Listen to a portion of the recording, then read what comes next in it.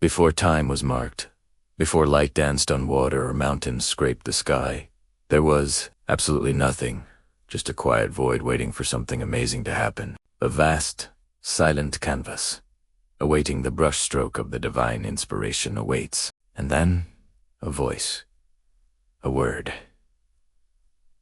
Let there be light, and light burst forth, chasing away the ancient shadows.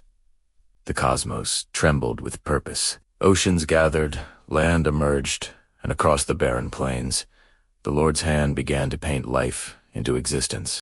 Let the waters teem with living creatures, and let the birds soar high above the earth, spreading their wings with joy.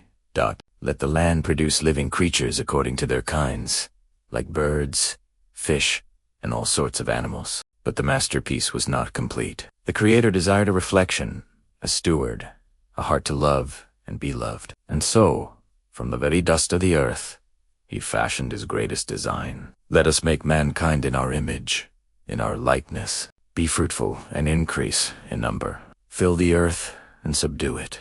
Rule over the fish in the sea and the birds in the sky and over every living creature that moves on the ground. Adam explored Eden, awe in his eyes. He named the animals, but a quiet space remained. All around me, life, companionship. Yet a quiet space within me remains, unfilled. The Lord saw his solitude, knowing that even in paradise, the human heart yearns for connection. And so, from Adam's very being, a miracle unfolded. Adam woke and saw her. This is now bone of my bones and flesh of my flesh. She shall be called woman, for she was taken out of man. And so, humanity flourished in Eden, in perfect communion with their Creator, their only instruction, to enjoy, to tend, and to refrain from the fruit of one tree, the tree of the knowledge of good and evil. But into this perfect harmony,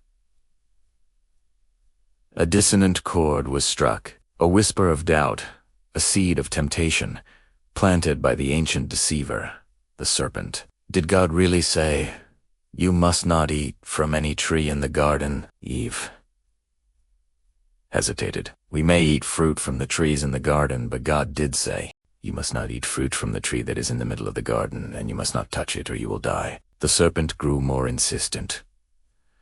"You will not certainly die. For God knows that when you eat from it, your eyes will be opened, and you will be like God, knowing good and evil."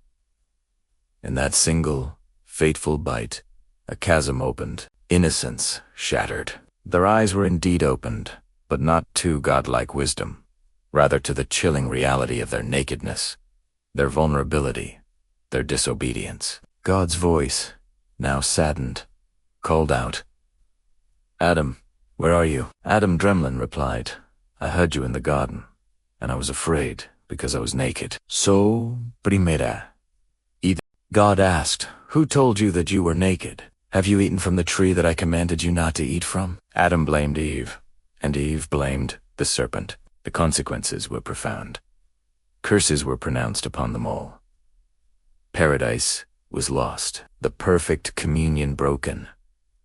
But even in judgment, a promise, a covering, a glimmer of hope for redemption, hidden in the seeds of future generations. Outside the garden, life was hard. The earth yielded its bounty grudgingly, but humanity endured. And in their toil, in their new reality, came the echo of the Creator's first command, "Be fruitful and increase in number." Eve gave birth to Cain. With the help of the Lord, "I have brought forth a man," and after him came Abel. Cain, the firstborn, a tiller of the ground, and Abel, a keeper of sheep. Two brothers, born of the same parents, nurtured in the same world, yet destined to walk very different paths. As they grew, so did their understanding of their place before God. An innate need to connect, to offer thanks, to seek favor, and so they brought their offerings. Cain brought fruit from the ground. Abel brought a choice lamb from his flock. God had regard for Abel and his offering, but for Cain and his offering, he had no regard. God gently warned Cain, "Why are you angry? Why is your face downcast? If you do what is right, will you not be accepted? But if you do not do what is right, Sin is crouching at your door. It desires to have you, but you must rule over it.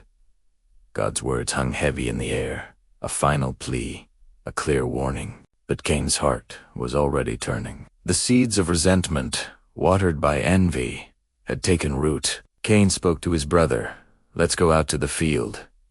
Abel, unsuspecting and gentle, followed. In the quiet isolation of the field, the world's first true tragedy unfolded. Not an accident, not a consequence of forbidden fruit, but a deliberate act, born of the darkest human emotions, jealousy, rage, and a refusal to master sin. Cain turned on Abel. The struggle was brief, but brutal. The innocent blood of Abel cried out from the ground, a silent scream that reached the heavens. The earth, once pristine, now bore the mark of murder. God's voice came, sorrowful yet firm. "Where is your brother Abel?" Cain, defiant and panicked, replied, "I don't know. Am I my brother's keeper?" God's voice fell with immense gravity. "What have you done?" "Listen, your brother's blood cries out to me from the ground. Now you are under a curse and driven from the ground. You will be a restless wanderer on the earth." Cain became a wanderer, marked for his sin, yet paradoxically protected by God.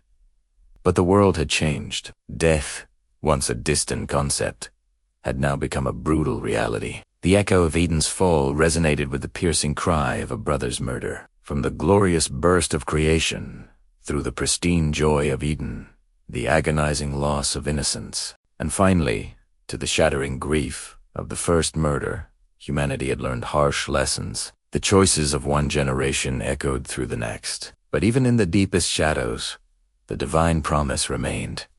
A lineage preserved, a hope for redemption, slowly, painfully, unfolding through the ages. The story of creation was not just a beginning, but the foundation of an even greater narrative. The relentless, unwavering love of a creator for his fallen, yet cherished, creation. And so, the journey continued. A world forever changed, but forever held in the gaze of its maker, moving towards a destiny yet to be fully revealed. Thanks for watching. If this story moved you, please like, share, and subscribe for more content that explores the depths of our shared human story.